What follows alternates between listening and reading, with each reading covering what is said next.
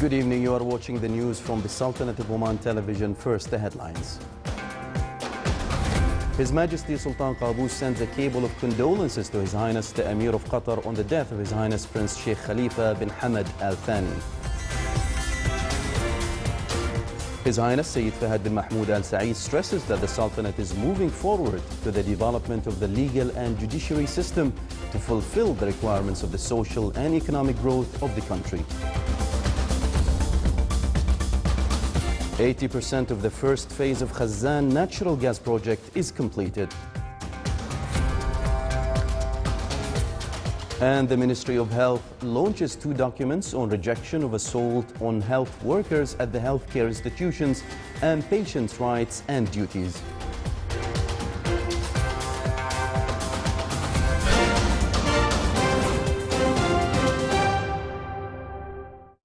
Those were the headlines. Now for the news in detail. His Majesty Sultan Qaboos has sent a cable of condolences to His Highness Sheikh Tamim bin Hamad Al Thani, Emir of Qatar, on the death of His Highness Prince Sheikh Khalifa bin Hamad Al Thani. The Qatari Emiri Diwan mourned the death of His Highness Prince Sheikh Khalifa bin Hamad Al Thani, former Prince of Qatar, who passed away last night at the age of 84.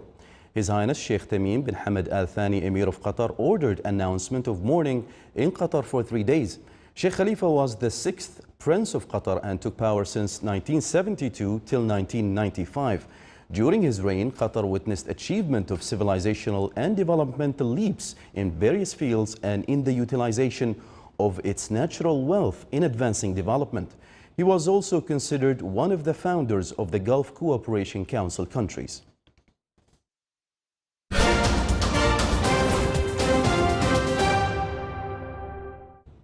His Highness Sayyid Fahad bin Mahmoud Al Saeed, Deputy Prime Minister for the Council of Ministers, received today Their Excellencies heads of the delegations taking part in the 7th Conference of the Arab Supreme Court's Chairman, hosted by the Sultanate. His Highness Sayyid Fahad welcomed the guests and stressed the Sultanate's keenness under the leadership of His Majesty Sultan Qaboos in supporting the joint Arab work and in boosting the legal and judiciary process to serve interests of the Arab countries. His Highness said this conference is important at the stage which requires exchanging viewpoints and unifying visions on means of developing laws and legislations meant to upgrade judicial work. Sayyid Fahad pointed out that the Sultanate is moving forward in the development of the legal and judiciary system and in qualifying and training competencies to fulfill the requirements of the social and economic growth of the country. From their side, heads of the Arab Supreme Courts expressed their good wishes to His Majesty the Sultan of more progress, commending the Sultanate's efforts in making this conference a success and coming up with the positive results. The meeting reviewed ways of enhancing the Arab legal and judiciary cooperation and exchanging expertise to improve procedures of judiciary and finding suitable solutions to overcome hindrances of justice. The meeting was attended by His Eminence Sheikh Dr. Ishaq bin Ahmed Al Busaidi, Chairman of the Supreme Court, Deputy Chairman of the Higher Judiciary Council. The Omani experience in using judicial law-sought alternatives, particularly reconciliation and arbitration committees, is discussed at the 7th Conference of the Arab Supreme Court's Chairman held in Muscat. The 2-day conference that is hosted by the Sultanate, represented by the Judiciary Administrative Affairs Council, discusses reasons of the slow pace in deciding lawsuits in an attempt for reaching solutions based on the Lebanese experience. The conference further discussed the Convention of Bankruptcy Provisions, recognition of the Arab courts in order to implement it in Arab countries. Beside the Sultanate's delegation, a number of delegations from Arab countries are taking part in the conference, as well as the Arab Center for Legal and Judicial Research and a delegation from the United Nations. His Highness Sayyid Haytham bin Tariq Al Saeed presided over the inauguration ceremony of works of the conference. BP Oman announced that Phase 1 of its massive Khazan natural gas project is 80% complete and on track to deliver first gas near the end of 2017. Located on a previously undeveloped desert site 350 kilometers south of Muscat, work on the Khazan gas project began in 2014 and the completed development will eventually contribute roughly a third of Oman's natural gas supply.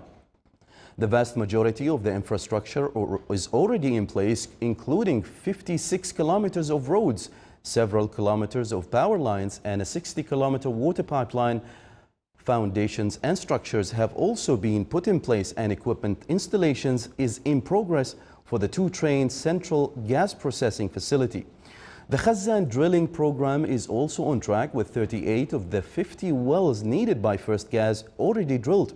More than 300 wells will eventually be drilled over the lifetime of the project.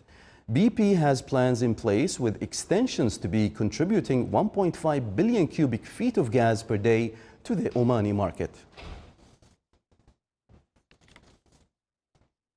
The Ministry of Health, represented by the Directorate General of Quality Assurance Center, today launched 2 documents on rejection of assault on health workers at the healthcare institutions and patients' rights and duties at the lectures hall of the Sultan Qaboos Grand Mosque.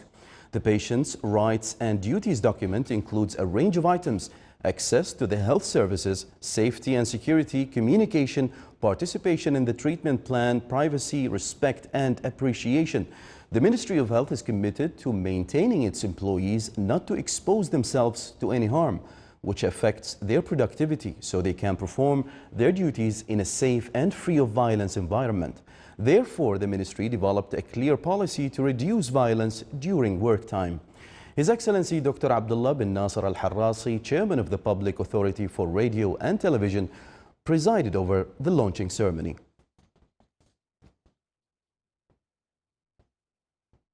Mead's Outlook Oman Forum shed light on many figures that could provide opportunities to the privatization in the Sultanate. The forum was inaugurated by His Excellency Dr. Ali bin Masoud Al-Sunaidi, Minister of Commerce and Industry. More details in the following report by Saif bin Khalfan Al-Kindi. During the forum, it was revealed that almost 50% of the above-mentioned government projects are roads, airports and ports. About 16% are education, healthcare and training related. Nearly 10% are housing related, and about 8% of such projects are in the area of electricity, water and water dams. Almost 5% are towards municipality.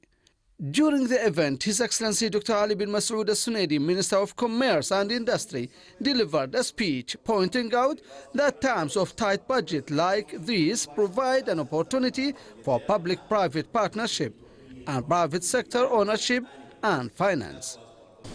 Today, we actually don't do much in terms of spending on electricity, in terms of generation. We don't do any, in fact, even transmission lines, when we talk about communications.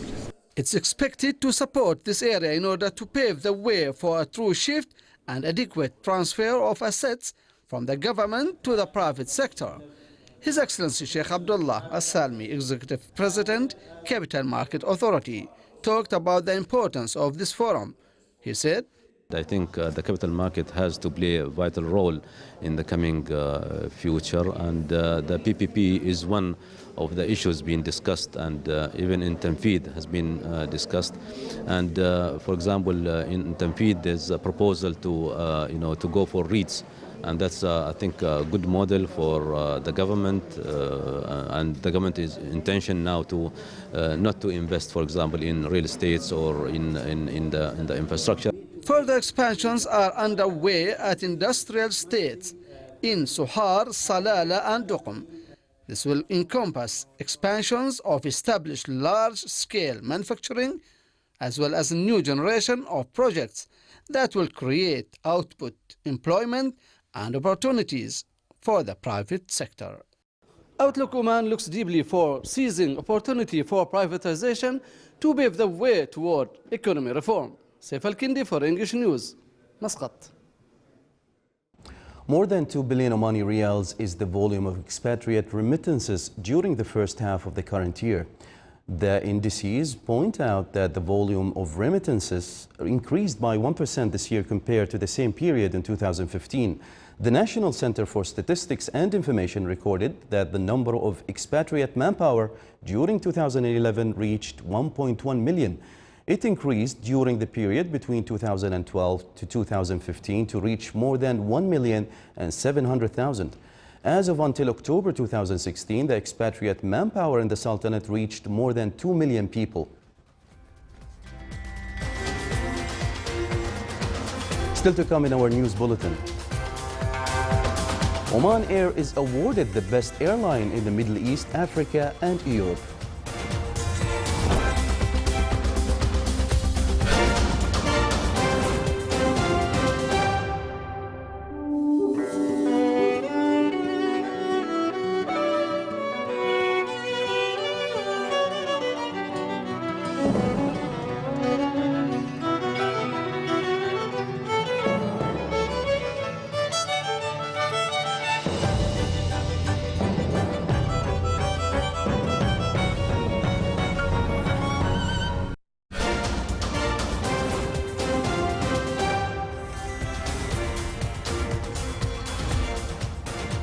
Welcome back to the news from the Sultanate of Oman television.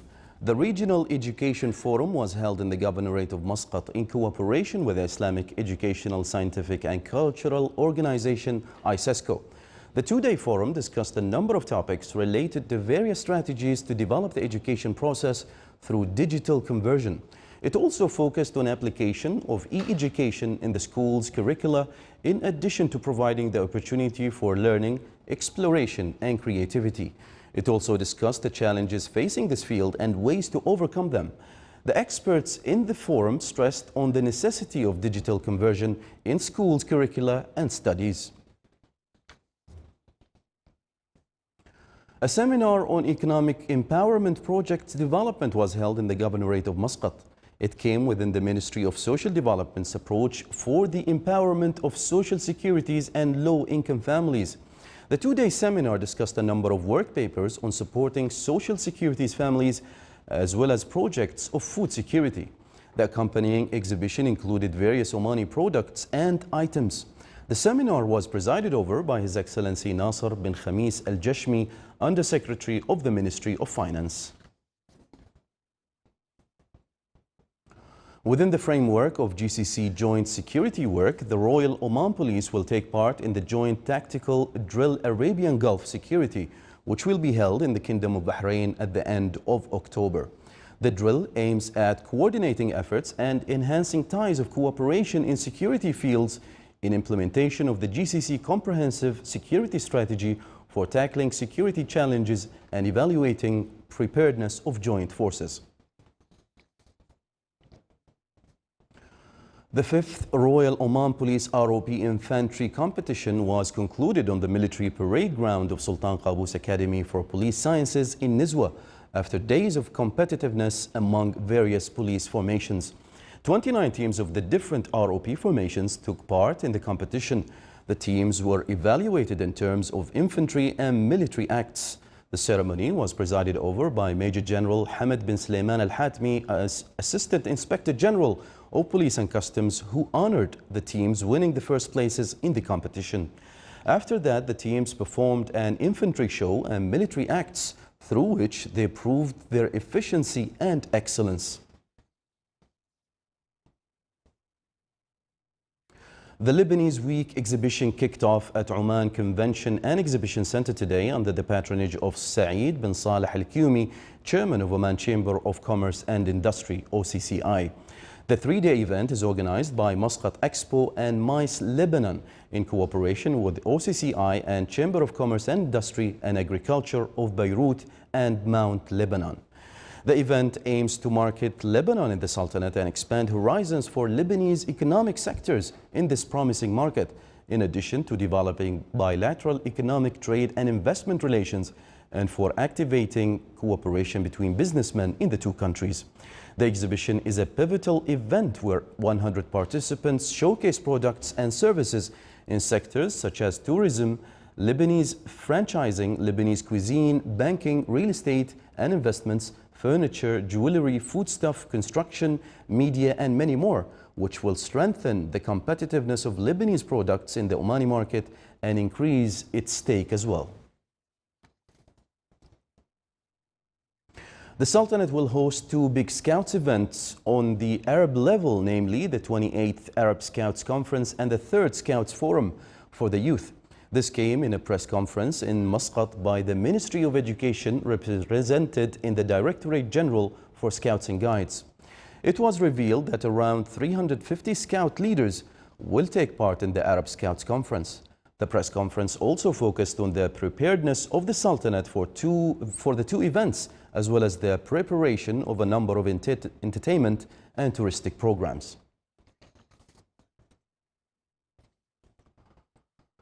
Oman Air has been awarded the Signum Virtuities, the seal of excellence from the 7 Stars Luxury, Hospitality and Lifestyle Awards 2016 in Spain. The airline was voted winner for the best airline in the Middle East, Africa and Europe. The competitors included leading international airlines from around the world. During the evening, Oman Air took the opportunity to show their new video television commercial campaign, which is scheduled to run on CNN channel until the end of December 2016.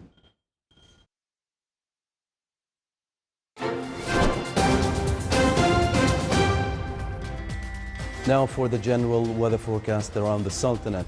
Clear skies will prevail over most of the governorates, with chances of low clouds and fog early morning and late at night on the coastal areas of South Sharqiya, Wusta and Dhahira. Winds will be north to northeasterly, light to moderate over the coasts of Sea of Oman, while along the rest of the coasts it will be south to southeasterly, light to moderate. Seas will be slight along most of the coasts, with a maximum wave height of 1.25 meters.